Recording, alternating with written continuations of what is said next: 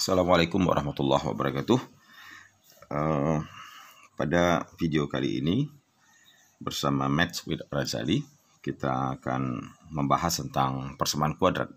Ini adalah lanjutan dari video persamaan kuadrat yang sebelumnya. Dan sekarang kita fokuskan topik kita ini, yaitu using quadratic formula, yaitu menggunakan rumus atau formula kuadrat untuk menyelesaikan persamaan kuadrat. Formula kuadrat itu yang dalam bahasa Indonesia dikenal dengan rumus ABC. Ini rumusnya, ya, min B plus minus akar B kuadrat min 4AC dibagi 2A. Bagaimana rumus ini kita peroleh? Ini sudah ada dalam video saya sebelumnya, ya. Baik, persamaan kuadrat itu bentuk umumnya AX kuadrat tambah BX tambah C sama dengan 0. Dan kita menyelesaikan persamaan kuadrat berarti mencari berapa X1, berapa X2 yang memenuhi persamaan ini, dan solusinya atau persamaan X1 X2 itu dinamakan roots. Bahasa Inggris root itu adalah akar, dan roots itu artinya adalah solusi atau jawaban. Mari kita lihat satu-satu. Beberapa contoh akan saya berikan di sini. Example, find the roots or solution X1 X2 of the following quadratic equation. Nah, ini ada contoh satu. Kalau persamaannya X kuadrat tambah 10X tambah 16 sama dengan 0. Berapa jawabannya dengan menggunakan rumus ini? Untuk menggunakan rumus kuadratik formula, kita harus temukan berapa A, B, dan C. And remember that A is the coefficient of X square, B is the coefficient of X, and C is the constant part.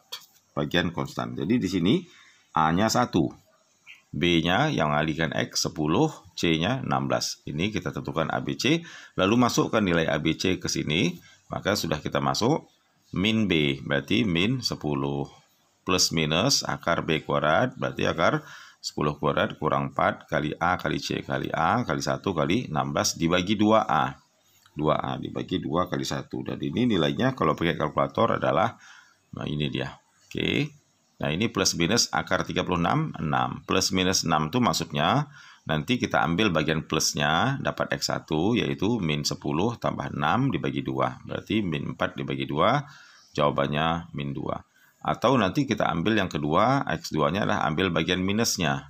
Jadi min 10, min 6 bagi 2. Jadi min 10, min 6, min 16 bagi 2, minus 8. Jadi X1-nya min 2, X2-nya min 8. Atau kita boleh balik, X1-nya min 8, X2-nya min 2. Tidak ada masalah.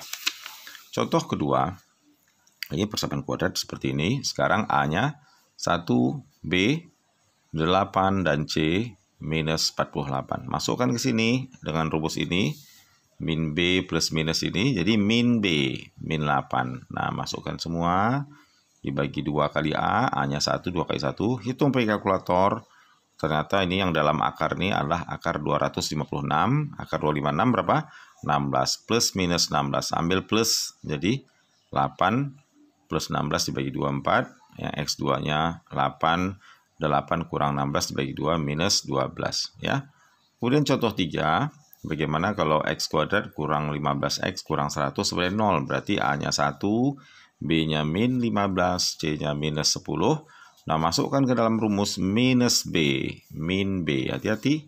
Karena B-nya adalah negatif 15, jadi minus dari min 15. Jangan min 15 saja langsung, min dari min 15. Plus minus akar B kuadrat, ini karena negatif saya kasih kurung ya, min 15 kuadrat, dan seterusnya min 4 kali A kali 1 kali C. C-nya tadi min 10 kali min 100, berarti hasilnya 625, akar 625, 25. Jadi min dari min 15, min jadi plus.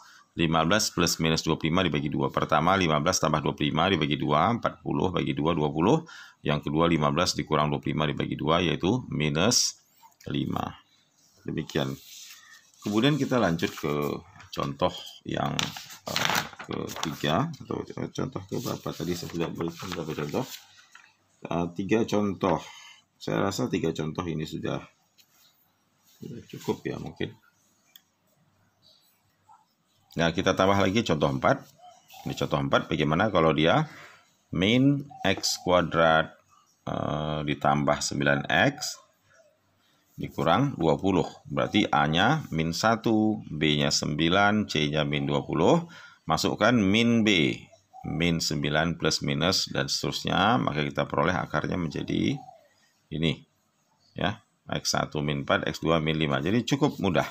Soal kelima, bagaimana kalau bentuk A-nya bukan 1 tetapi misalnya 6 ya, 6x kuadrat tambah 13x kurang 5 sama dengan 0. Berarti A-nya 6, B 13, C minus 5. Masukkan ke dalam rumus kuadratik formula. Kita peroleh hasil seperti ini pecahan ya. Akar 289, 17. Nah, ini min 13 tambah 17 dibagi 12 adalah 4/12. Sederhanakan menjadi sepertiga. Yang kedua menjadi min 20 bagi 12 atau min 5/3. Demikian. Nah, kemudian bagaimana using quadratic equation or quadratic formula to solve contextual problem on quadratic equation. Example-nya like this. The altitude of a triangle is 6 cm greater than its base. If its area is 280 square centimeter, find its base. Jadi ini segitiga itu punya altitude, ketinggian. Tingginya adalah 6 cm lebih besar daripada alasnya. Kalau alasnya kita misalkan X, maka tingginya 6 lebih dari X, berarti 6 tambah X, luasnya 280. Maka untuk mencarinya kita kan rumus luas segitiga apa? Area setengah alas kali tinggi kan? Setengah kali X kali tinggi, X tambah 6 sama dengan 280. Ini kalikan 2 semua. Times 2 kali 2 supaya ini habis. Jadi X kali X tambah 6 sama dengan 280 dibagi 2 berapa? Nah, selanjutnya sesudah itu, ini kan begini.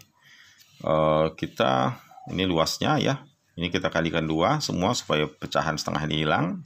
Ini kali 2 tercoret, kali 2, 560. Maka buka kurung X kuadrat tambah 6X sama dengan 560. Dibuat jadi seperti ini.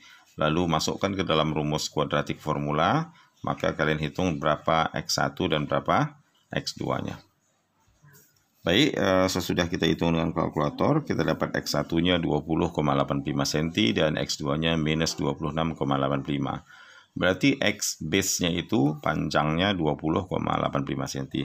Ada 2 jawaban, tetapi kita tidak mungkin mengambil jawaban negatif karena panjang adalah suatu unit atau dimensi yang tidak boleh negatif. Soal nomor 2. Find the product of two consecutive positive integers. The product of two consecutive positive integer is 156. Find the numbers. Ini artinya produk di sini perkalian. Hasil kali dari 2 bilangan bulat positif yang berurutan. Konsekutif itu berurutan. Seperti 2, 3. Itu berurutan 2 dan 3. 100 dan 101. Atau 90 dan 89. Itu namanya consecutive numbers. Jadi berapa bilangan itu? Kalau perkalian keduanya adalah 156. Dan kedua bilangan itu positif. Dan dia saling berurutan. Jadi jawabannya, let the first number be A. Misalnya bilangan pertama adalah A, tentu bilangan kedua boleh A tambah 1 atau A kurang 1. Kita ambil A tambah 1. Maka karena perkaliannya 156, berarti A dikali A tambah 1, 156. Kita buka kurung, A tambah A kuadrat sama dengan 156 dan dipindah ruas menjadi A kuadrat tambah A dikurang 156 sama dengan 0. Lalu ini kita selesaikan dengan rumus kuadrat. Nah, kita hitung bahwa satu jawaban daripada soal ini ketika kita gunakan rumus kuadrat adalah A sama dengan 12. Karena bilangan pertama adalah 12, maka bilangan kedua, the second number adalah A tambah 1, yaitu 13. Maka kedua bilangan positif tersebut adalah 12 dan 13. Maka 12 dikali 13 itu adalah 156. Demikian ya. Baik, dan sebagai penutup ini adalah 5 latihan untuk dapat diselesaikan dan mencari jawabannya dengan menggunakan rumus kuadrat. Dan kemudian soal nomor 6 dan nomor 7 adalah contextual problem, soal cerita. Kedua-duanya kita ambil dari buku ini, Mathematics 3, 6th edition, karangan Teh Keng Seng BSc Diploma Education, penerbit Singli Publisher. Soal nomor 6 dan soal nomor 7. Ya.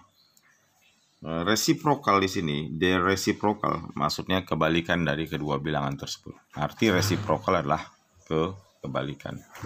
Ya, ini mudah. saya rasa, dan silahkan dikerjakan dengan menggunakan rumus yang ada untuk semakin Anda dapat memahami persoalan ini. Demikian, semoga bermanfaat. Assalamualaikum warahmatullahi wabarakatuh.